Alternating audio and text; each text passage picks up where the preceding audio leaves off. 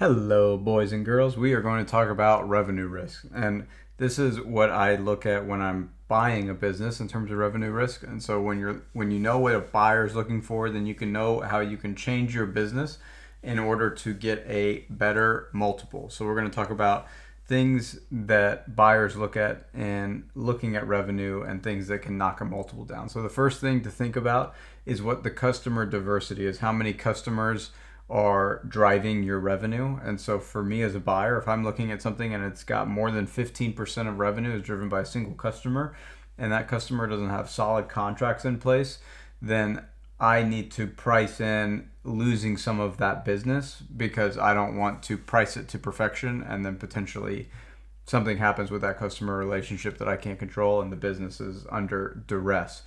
So customer diversity is the first thing. The second thing is the traffic risk. And this kind of depends on what buyer you're going for. This is why it's important to know what your buyer is looking for.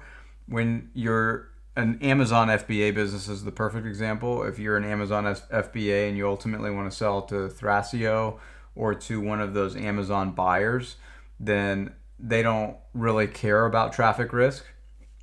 Outside of them, historically, before those guys existed, if you were an e-com business and you had a big piece of your revenue coming through Amazon FBA, you would get knocked down from a revenue standpoint, and you would get a hit on your earnings because the traffic wasn't diverse enough, and too much of your revenue was coming from one source, not from a customer standpoint, but from a traffic standpoint.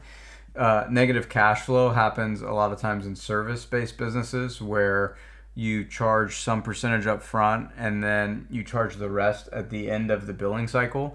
Because what happens if you have a negative cash flow business, if you try to grow that in a big way, if you have a 10 or 15% growth and you're only taking 10 or 15% down and the rest of it gets billed on the back end, a buyer looks at a cash crunch that can happen if they try to grow the business. And so one thing as a seller that you can do is start fixing the payment terms of your business. So a customer pays more upfront than they did previously.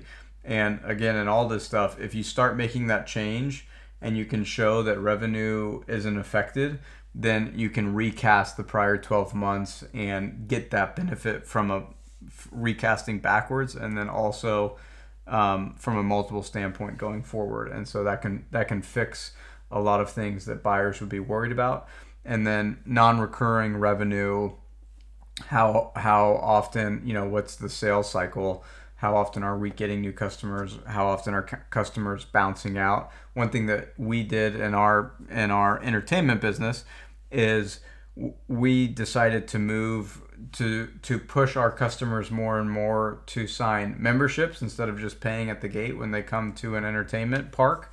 And even though at first that we took a dip in what we were collecting on a monthly basis because people usually come 3 or 4 times a month, and they were only paying for the monthly membership, so they were paying less on a monthly basis. We know that the buyers that we're ultimately looking to sell to, that at the park revenue that's paid at the front gate, that's usually getting a 4 or 5x multiple versus membership revenue that gets 8 to 9x multiple. And so even though our revenue goes down by 5 or 10% on a monthly basis, that recurring revenue is really attractive to the buyers that we've targeted. And so us showing them how we can do that and how that membership model works ultimately gets us a better exit, even though it takes a hit on a monthly basis in the short term. And so then the question is, what can you do to kind of boost revenue without having to bring a bunch of new people in, without having to have a bunch of new costs associated with the business? One thing in product-based businesses that I see a lot on the businesses that I look at to buy is they add warranty programs where, for an extra, whatever it is, 20 or 30 bucks, depending on how big the thing is and how often it breaks, you can add a year-long warranty to the product, and you slip in the warranty stuff with the product that gets shipped, and then they register the device, and what they find is that it usually boosts conversion for the product, and then also boosts revenue as well. And so warranties are one thing that's easy if you have something that doesn't break very often.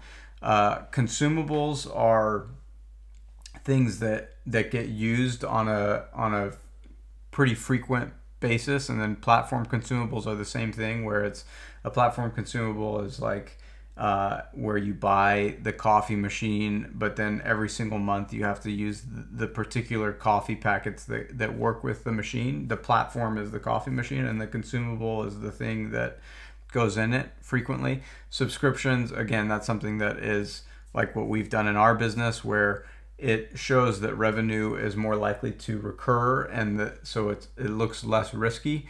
And then the best type of revenue is recurring on a contractual basis. So we found that our customers won't sign annual contracts. Gyms have moved away from that as well. The market just won't bear it, signing these long contracts anymore.